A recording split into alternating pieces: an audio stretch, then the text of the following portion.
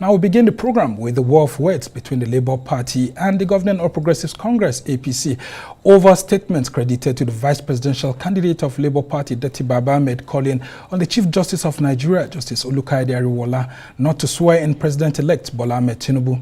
According to Datti, Tinubu did not meet the constitutional requirements to become Nigeria's president, as he didn't get the required 25% in the FCT to be declared president-elect by INEC.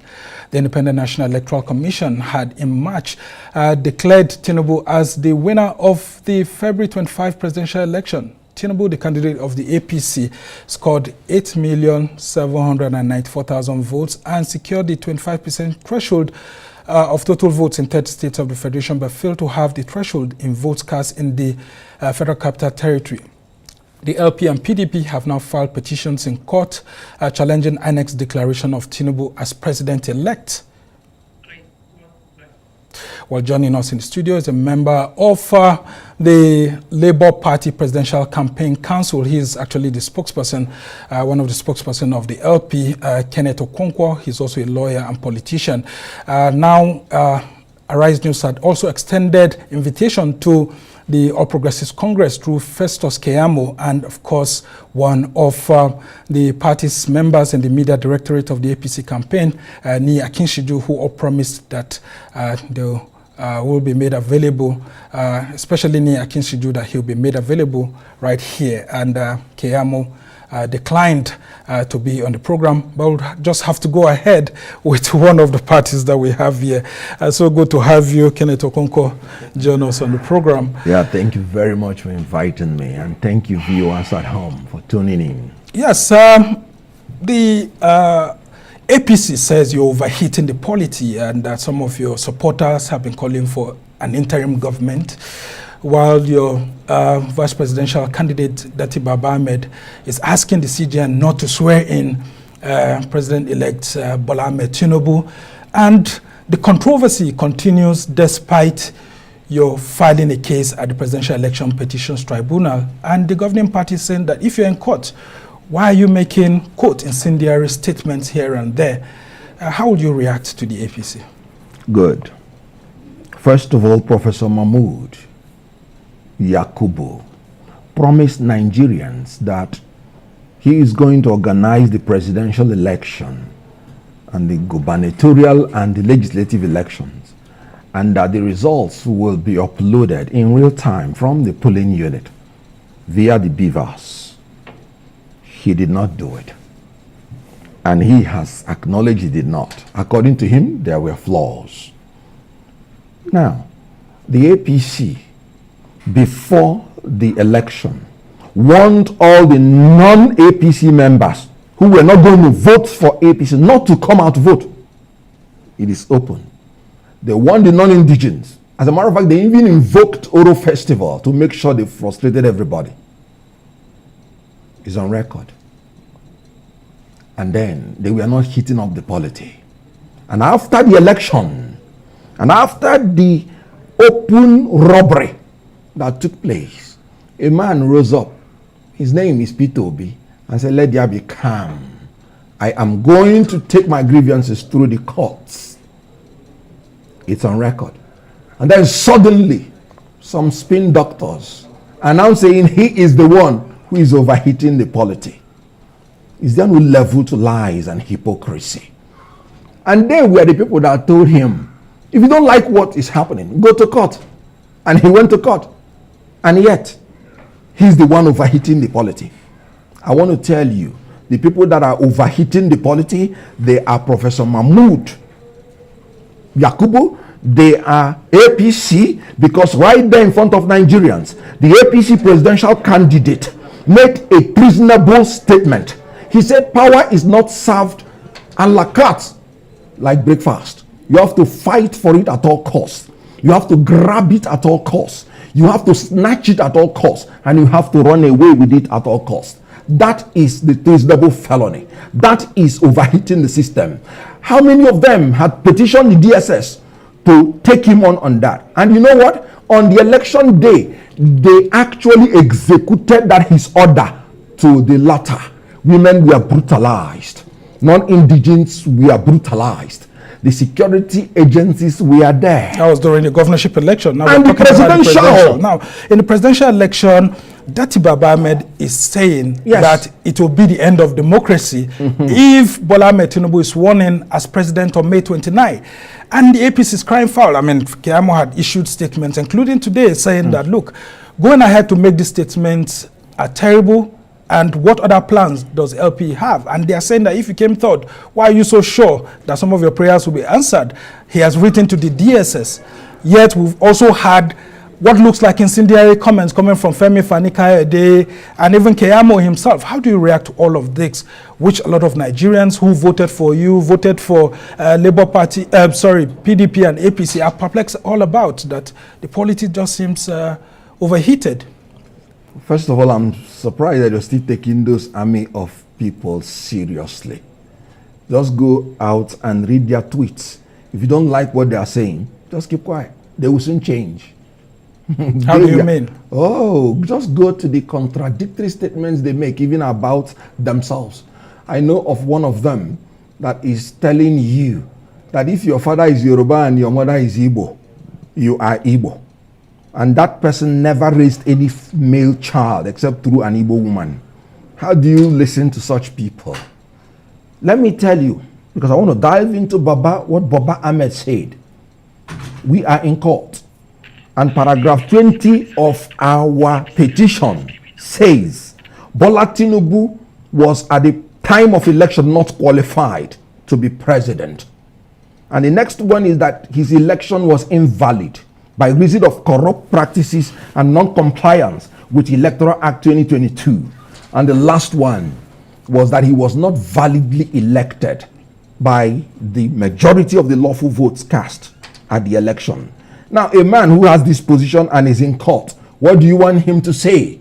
Can he approbate and reprobate? He's simply telling you that in his own opinion, which he's entitled to by section 38, section 39 of the Nigerian Constitution, which gave him freedom of thought, freedom of expression, freedom of belief to express his thought the way he wants. And he was in the studio saying it, not in the forest with guns.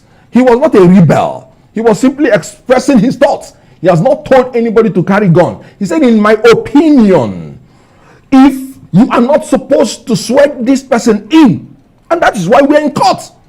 So why don't you allow the court process to be concluded before making some of these statements? Because that's what the other party is saying, that then you can't be in the court and be on the streets at the same time. Then why did you invite him to tell him what is he going to court for? You are the one who invited him. You asked the question and he gave you the answer. So what do we say? All right, I will ask you to just hold on, because I've been told that Niyi Akinsiju of the APC is here with us, and so we'll go on the short break, and when we come back, we'll have both gentlemen stay with us.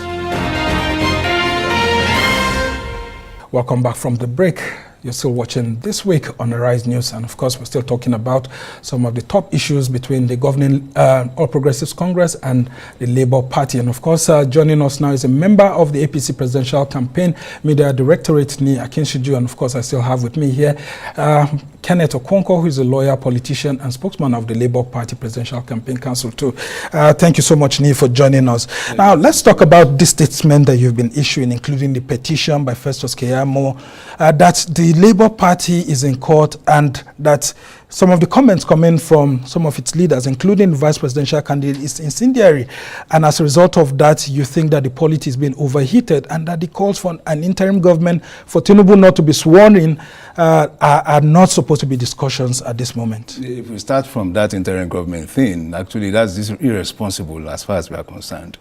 But going forward, other forms of interventions that are being made at the level of our directorate is just to call for moderation. Moderation and the fact that we have gone into an election. The election result had been made public. Our candidates, who is the president-elect, had even made overtures to the opposition, those who had lost, that is willing to do a government of inclusivity. And of course, you said a government of national competence. Yes, that is include. It was initially that it was ready to do business with everybody. Then 2 or 3 days after he made that public announcement, opposition losers headed to the court, you know. And after a while, he had to come out with a principled position to say, no, this is what, it is not as if he was pandering as a result of a blackmail. This is what he desires going forward, you know. And since then, we've been hearing, you've gone to court, you issue press statements, you grant interviews, and you keep virtually blackmailing anybody that was not with you. And we thought that is not appropriate. But they said that they were taking the cue from what happened during the governorship election, especially in Lagos. The accusation is that Tinubu was quiet when all sorts of violence were happening and all of that, only for him to call for people to remain calm after the elections had happened. What and sorts the of APC had violence won. did we record in Anambra during the presidential election? What manners of suppression of voters did we record in Enugu during the presidential election? And even during the gubernatorial election? This thing is not about seeking fault. For us, we've been in government, and we have seen how government runs. And the important thing for us is to have a peaceful atmosphere. And we believe in the judiciary. People said they were going to seek justice in the court. Please, go seek justice in the court. And I am even saying that INEC had done innovation, had introduced innovation, upscaled their technology, that had even made seeking justice at the level of the courts and tribunal much easier, you know, through the beavers and the high rev. So when you have all these things in place, it's not like before. If you were in Nigeria, 1999, 2003, 2007, 2011, when you could get ballot papers, thumbprint them, stuff them into a ballot box, and they'll be counted without anybody being accountable for it. All right. Now, the case is different now. So when it is different, why don't we allow for the judicial process to end, you know, to be concluded, and then we know who exactly is at fault here. Okay, so is there no room for reconciliation among all political leaders to allow the judicial process to prevail? What do you make, Kenneth Okonkwo, about these allegations of incitement by Festus Keyamo? Because I'm seeing a statement written by them. He says, on many occasions after the declaration of Tinubu as the winner of the election, his public speeches and utterances have centered on reconciliation, forgiveness, and a greater vision of Nigeria. Do you believe that statement? The statement is flat lie. And I'm sorry to say, just like Niyi has just made his well-known bombastic lies. He said Enugu, he said Anambra. He didn't mention one example. MC Oluomo told anybody who does not want to vote for APC not to come near the polling unit. And he fulfilled the threat. In Lagos, a lady was blinded and she still went back to vote. Presidential she election. was hit. She's not fully blinded, Good, actually. fully. And still went back to vote. Lagos. And the Igbos we are told not to come out in Lagos openly. It is there. Let him cite one. I'm from Enugu. I voted in Enugu. Let him cite one or two specific incidents. Time has gone for all those, throwing up statistics that are non-existent. And now, I told you, after the election, you know what Bola Tinubu said? The Igbos came to Lagos when they were 12 years. And now they are not voting for us. This is supposed to be conciliatory. I said if there is anybody that should be taken to the DSS, the person is Bola Ahmed Tinubu. And I told you before he came, that he came out openly to tell his followers, power is not served a la carte. Then what is democracy? If power is not served a la carte, the whole idea of democracy is peaceful transition of power from one person to the other. And you're telling your people, fight for it at all costs, grab it at all costs, snatch it at all costs. But that statement was made as early as last year. No, before the presidential election, during the Chatham House statement. When Bola Ahmed Tinubu made that statement, a lot of people expected that the security services will also caution him on that statement. But that didn't happen. So why did you rush to the DSS without quoting Tinubu's statement? It's more than 20 years old.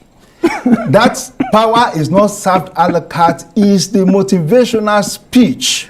The content of the motivational speech that Bola Tinubu usually presents to his followers, when especially they are going into election, and the whole idea is to galvanize people and to mobilize the supporters to say that if you have to get this power, you must reach out. You must overextend yourself. It is not about sleeping in the house. Does it include taking up arms or stopping people from voting or voter suppression? I'm saying the first time I heard this particular statement from him was in 2002 when he was preparing for 2003 election.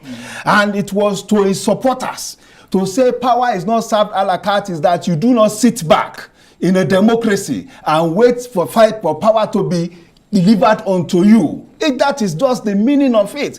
But you see, when people have their own consciousness of lying, of twisting issues, that is what you get. For every statement you make, people with such kind of vile consciousness tend to twist this thing. But it says some of your party leaders are also doing that. Like people like Femi Fani-Kayode on Twitter, going very personal, going very tribal, including people like Festus Keyamo, including people like Bayo Onanuga and all of that. Shouldn't Bola Ahmed Tinubu be cautioning his spokesman too? Every issue that had been at the front burners, our spokesperson at issue releases.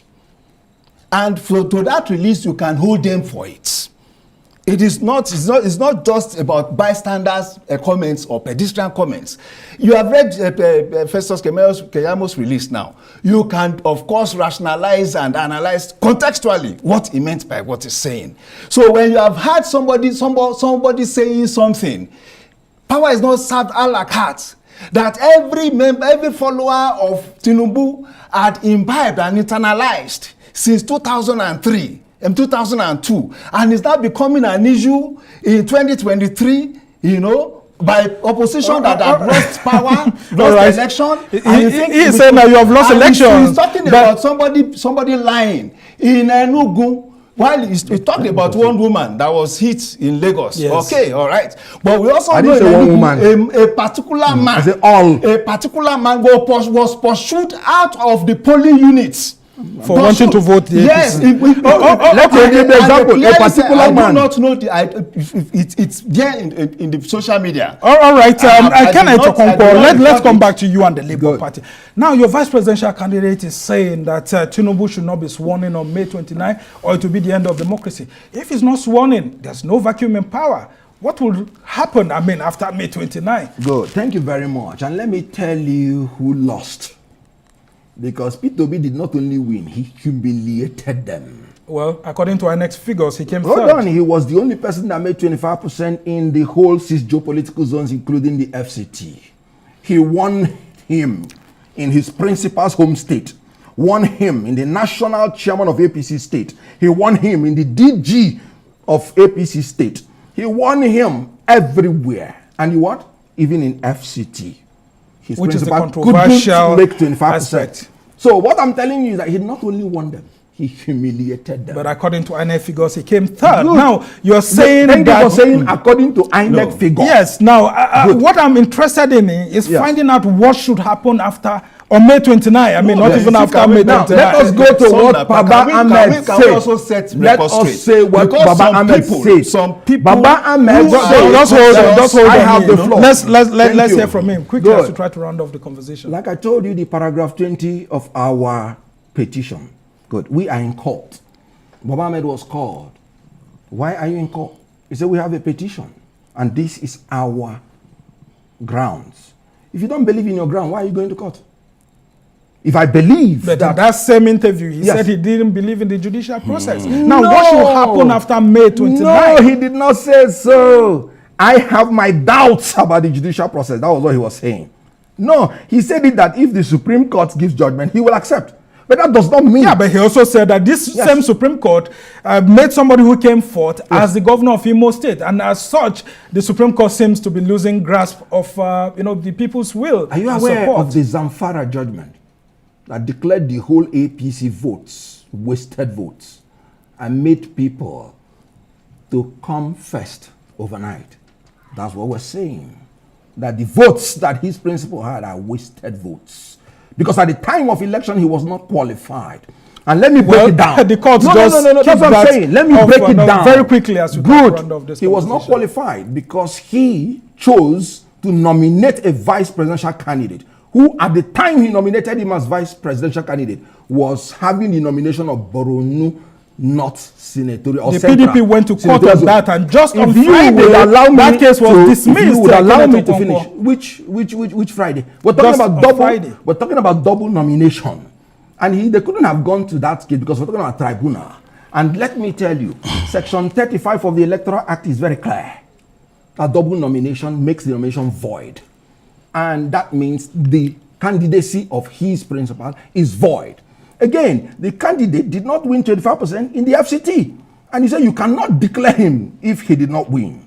And then again, in the process of election, as brief as I can be, very quickly, so that he will respond having to wasted votes, we are no longer third, we are first.